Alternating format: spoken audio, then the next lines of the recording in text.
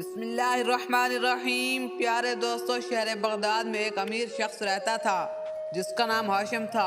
ہاشم کو گاہے بگاہے کام کروانے کے لیے کسی نہ کسی دیہڑی دار مزدور کی ضرورت رہتی تھی۔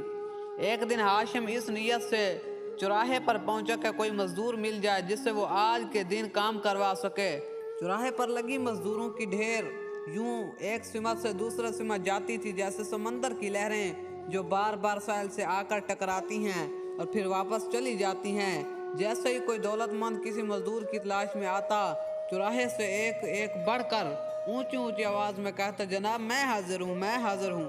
ہاشم کو چوراہے پر مزدوروں کی اس حالت پر بڑا ترس آیا، مگر ساتھ ہی اسے تعجب بھی بہت ہوا، کیونکہ مزدوروں کی اس بھیڑ میں ایک ایسا مزدور بھی تھا جو بالکل چپ چاپ ایک جگہ بیٹھا ہوا تھا۔ چہرے سے معلوم ہوتا تھا کہ یہ بالکل پر یقین ہے اس کا خریدار خود اس کے پاس چل کر آئے گا۔ ہاشم سیدھا اس نوجوان کے پاس گیا اور کہنے لگا کہ کیا تمہیں کام کی ضرورت ہے؟ نوجوان بولا، میں آپ کا کام ضرور کروں گا۔ اگر میں اس چوراہے پر بیٹھا ہوں تو کام کے لیے ہی بیٹھا ہوں، مگر میں دہاڑی کے 50 درہم لوں گا۔ کیا آپ کو منظور ہے؟ ہاشم حیران ہو کر بولا، 50 درہم؟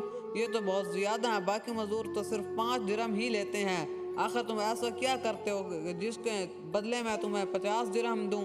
نوجوان بولا، اگر آپ کو منظور نہیں تو 5 درہم والے مزدوروں کی بھرمار لگی ہوئی ہے، آپ انہی میں سے کسی کو لے جائیں۔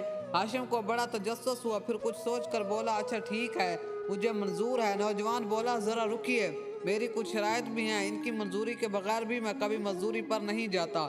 ہاشم حیرت سے بولا کہ کہا ہے نوجوان، شرطیں تو مالکوں کی ہوتی ہے، اس حساب سے شرطیں لگانے کا اصل حقدار تو میں ہوں۔ نوجوان بولا، اگر آپ میری شرائط منظور نہیں کرتے تو میں آپ کا ساتھ ہرگز نہیں جاؤں گا۔ ہاشم بولا، اچھا ٹھیک ہے، ذرا بتاؤ کہ تمہیں شرطیں کیا ہیں؟ تو وہ بولا، نوجوان، پہلی شرط تو یہ ہے کہ میرے بارے میں آپ مجھ سے کوئی سوال نہیں کریں گے۔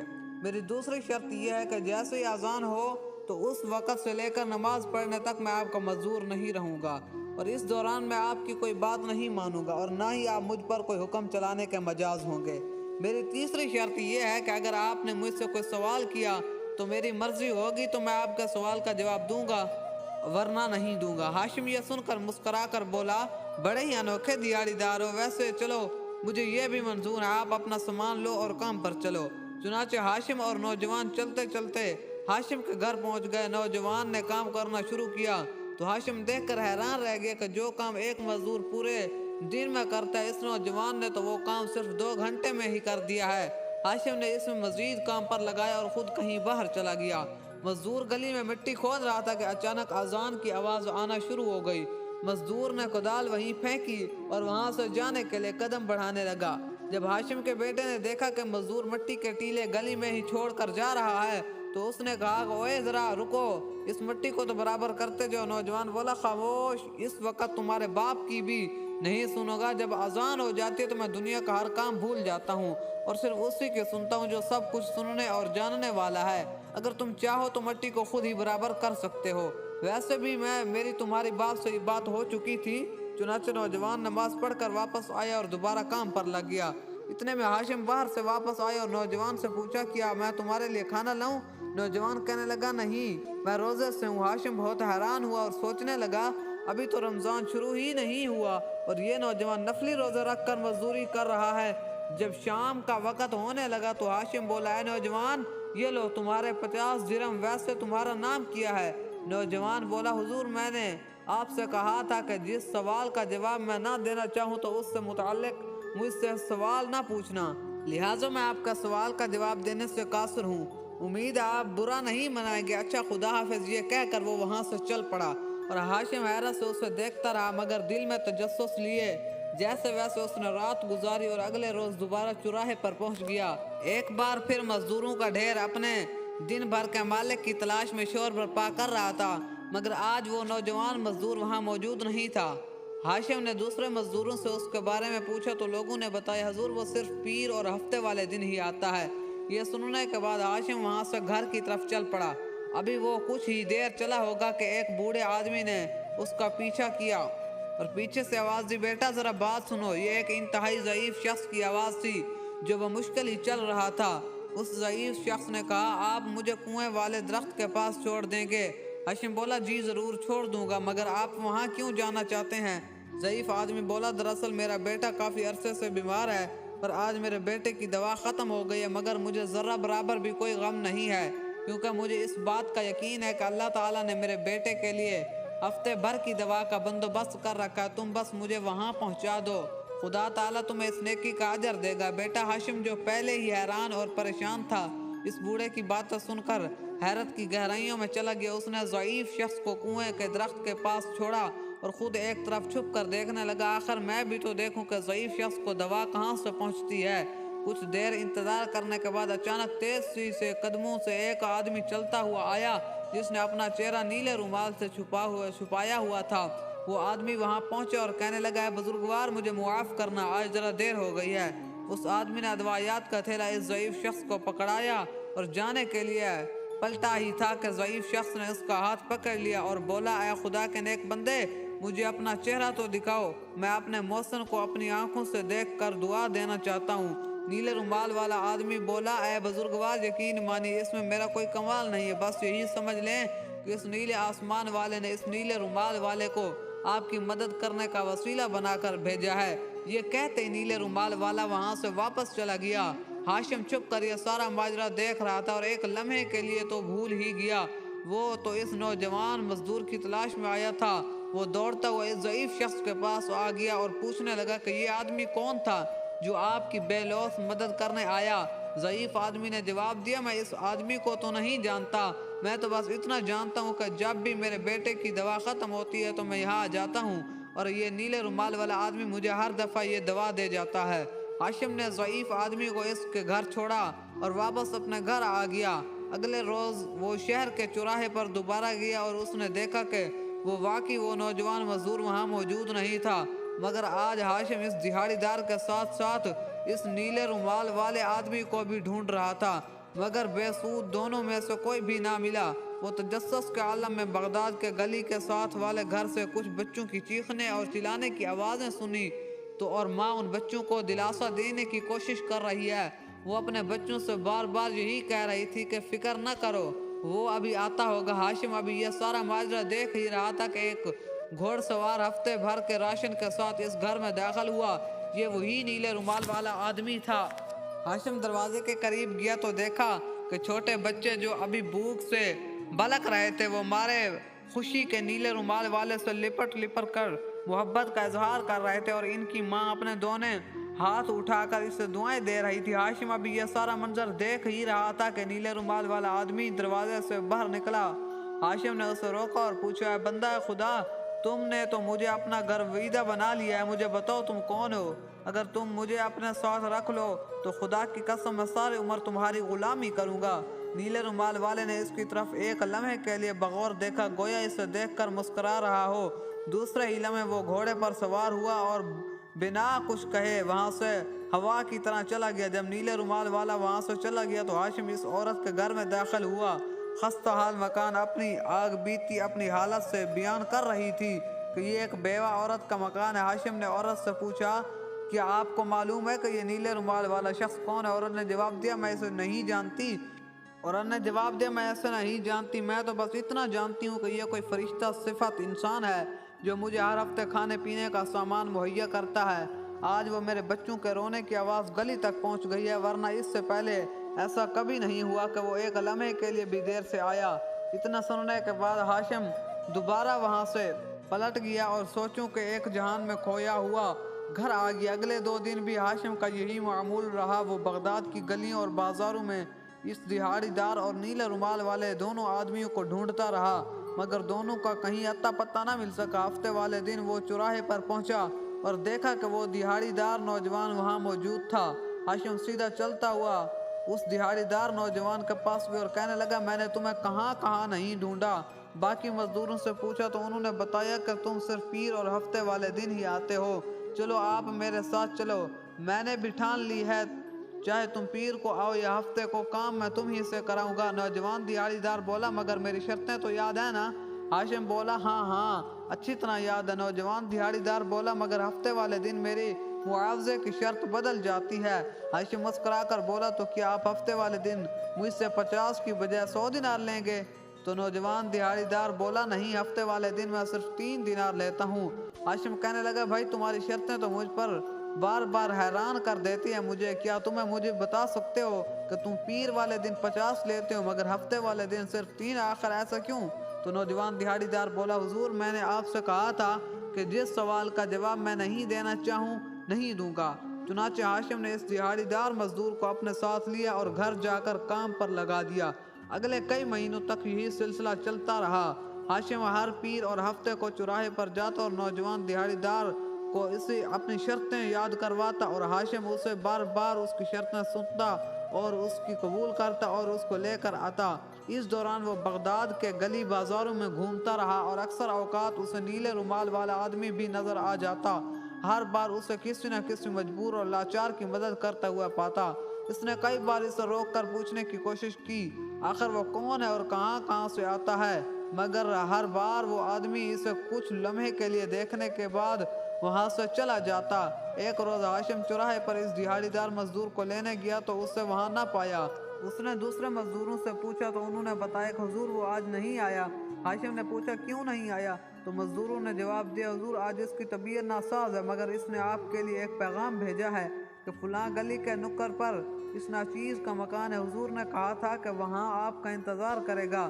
ہاشم نے جب یہ سنا تو دوڑتا ہوا اس مکان کی طرف گیا۔ وہاں پہنچ کر اس نے دستک دی تو اندر سے آواز آئی حضور اندر آ جائیں، دروازہ کھلا ہے۔ ہاشم جب اندر گیا تو دیکھا کہ دہاڑی دار کی حالت بہت غیر تھی اور جسم کانپ رہا تھا۔ دہاڑی دار نوجوان نے کہا حضور موت برحق ہے، کوئی نہیں جانتا کہ موت کب آ جائے گی، مجھے لگتا ہے میرا وقت آ پہنچا ہے۔ اگر آج رات میرا انتقال ہو گیا تو حضور سے درخواست ہے کہ میرے مرنے کے بعد میرے کچھ کام کر دیجئے گا، اللہ تعالیٰ اس کا آپ کو اجر دے گا۔ میں آپ کے ہر اس سوال کا جواب دینا چاہتا ہوں جس کا آپ مجھ سے اصرار کرتے تھے۔ اتنا کہنے کے بعد اس نے پاس پڑے ہوئے ایک چھوٹے سے صندوق کو کھولا اور اس میں سے ایک پیتل کی ہنڈیاں نکالی جس کا منہ ڈولی سے اچھی طرح بند ہوا تھا۔ نوجوان نے پیتل کی ہڈیاں ہاشم کو دیتے ہوئے کہا کہ حضور بغداد کے چوراہے کے قریب ایک درخت ہے، یہ ہڈیاں لے کر آپ اس درخت کے نیچے کھڑے ہو جانا اور تب تک وہاں کھڑے رہنا جب تک ایک سفید داڑھی والے بزرگ وہاں نہ آ جائیں اور آپ سے اس ہنڈیاں کا تقاضا کریں گے، آپ یہ ہنڈیاں ان کے حوالے کر دینا۔ پھر اس نے ایک انگوٹھی ہاشم کو دیتے ہوئے کہا حضور یہ انگوٹھی خلیفہ کی امانت ہے، آپ اسے پہنچا دیجئے گا۔ مجھے معلوم ہے کہ وہ آپ سے بات کرنے پر آسانی سے آمادہ نہ ہوگا کیونکہ آخر وہ بادشاہ ہے، تو میری تیسری درخواست یہ ہے کہ میرے اس دنیا سے چلے جانے کے بعد میرے مردہ جسم کو چارپائی سمیت باہر گلی میں رکھ دینا، میرے کفن دفن کا انتظام ہو جائے گا۔ نوجوان سے انگوٹھی اور پتل کی ہنڈیاں لیتے ہوئے ہاشم نے کہا کہ میں تمہارے کام بخوبی انجام دوں گا مگر میرے سوالوں کے تو تم نے جواب دیے ہی نہیں۔ تم کون ہو، تمہارا نام کیا؟ ہفتے والے دن صرف 3 درہم لے کر تم پورا دن کام کرتے ہو مگر پیر والے دن 50 درہم لیتے ہو۔ نوجوان بولا اگر آپ نے میرے سارے کام کر دیے تو آپ کو آپ کے ہر سوال کا جواب ضرور مل جائے گا۔ اب میں آپ سے درخواست کرتا ہوں کہ مجھے اکیلا چھوڑ دیں، میں اپنے رب کے ساتھ تنہائی چاہتا ہوں، آج رات میں نے بڑی لمبی معافی مانگنی ہے۔ ہاشم بولا آخر میں تمہیں اس حال میں کیسے چھوڑ جاؤں گا، مگر نوجوان کے اصرار کرنے کی وجہ سے ہاشم نے نہ چاہتے ہوئے بھی وہاں سے چلا گیا۔ اس رات ہاشم پوری طرح بے چین رہا، پوری رات کروٹیں بدلتے بدلتے گزر گئی۔ اللہ اللہ کر کے سورج نے جب شفق کی سرخی بکھیری تو اس نے فوراً نوجوان دہاڑی دار کے گھر کی طرف دوڑ لگا دی۔ جب وہ وہاں پہنچا تو دیکھا کہ دروازہ تو پہلے سے ہی کھلا ہے اور ہاشم گھر کے اندر داخل ہوا تو خوشگوار ہوا کے جھونکے اس کا استقبال کر رہے تھے۔ جب کمرے میں جا کر دیکھا تو پتہ چلا کہ نوجوان کی روح تو پرواز کر چکی ہے۔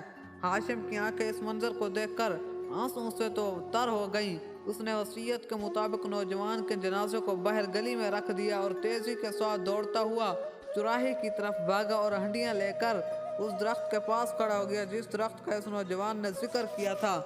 کچھ ہی دیر بعد لوگوں کو تانا باندھنے لگا، وہ سب کا سب لوگ غریب اور بدحال تھے۔ ہاشم ان سب کو دیکھ کر حیران رہ گیا، آخر لوگ یہاں کیوں جمع ہونا شروع ہو گئے؟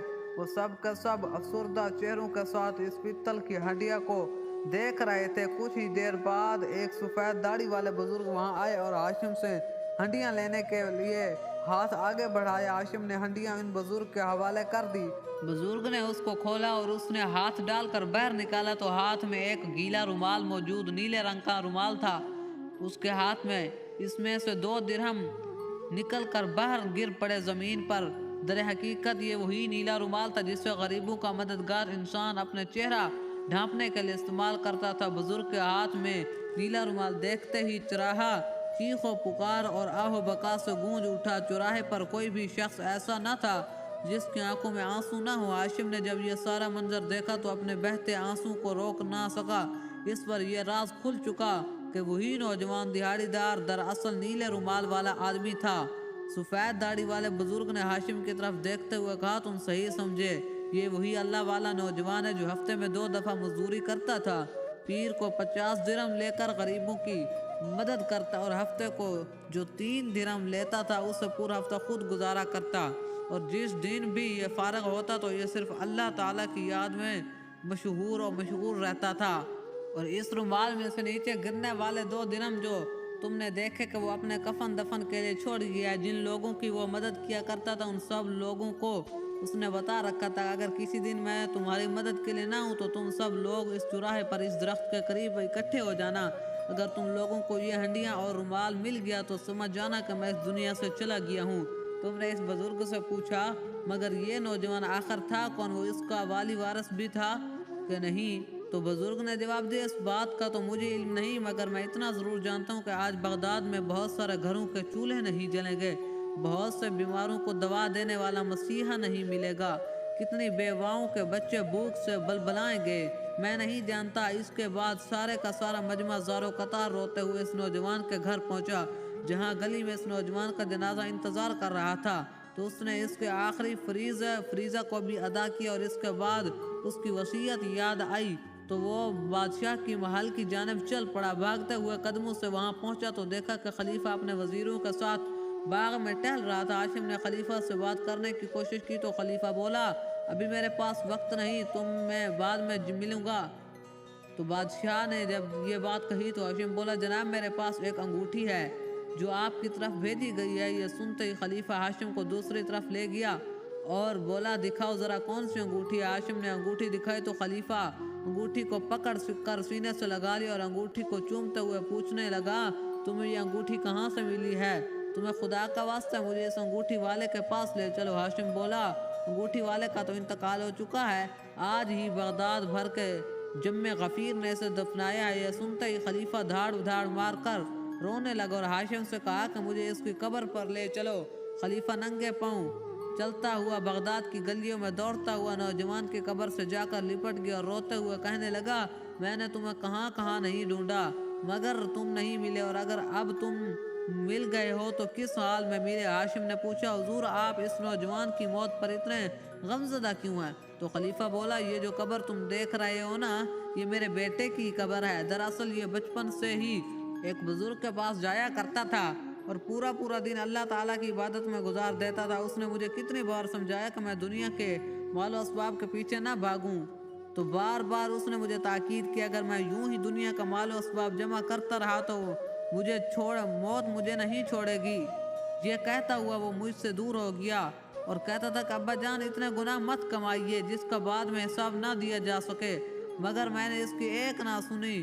لوگ اپنی اولاد کو سمجھاتے ہیں مگر یہاں اولاد اپنے والدین کو سمجھا رہی ہے، مگر افسوس ہے مجھ پہ، میں نے اس کی ایک نہ سنی، پھر مجھے بھی اس کی سزا ملی اور اس نے مجھ سے منہ پھیر لیا اور مجھے ہمیشہ کے لیے چھوڑ کر چلا گیا اور غربا کی طرح زندگی گزارنے لگا۔ اس کے بعد خلیفہ کافی عرصے تک اس نیک بزرگ کو ڈھونڈتا رہا اور آخرکار اسے چوراہے پر اس درخت کے پاس ان بزرگوں کو کھڑے پایا۔ خلیفہ نے بزرگ کے قدموں میں گر کر سچے دل سے توبہ کی۔ اس نے ان بزرگوں سے کہا کہ لائیے وہ نیلا رومال مجھے دیجیے، آج کے بعد میرا بیٹا جو کام چھوڑ گیا تھا میں خود اسے جاری رکھوں گا۔ میں وعدہ کرتا ہوں کہ یہ نیلا رومال میں خود اپنے چہرے پر لپیٹوں گا اور ایک غریب کے گھر جا کر اس کی مدد کروں گا۔ دوستو یہ کہانی آپ کو کیسے لگی ہے کمنٹ میں اپنی رائے کا اظہار ضرور کیجیے گا، ہمارے چینل کو سبسکرائب ضرور کیجیے گا اور ویڈیو دیکھنے کا بہت شکریہ۔ جزاک اللہ۔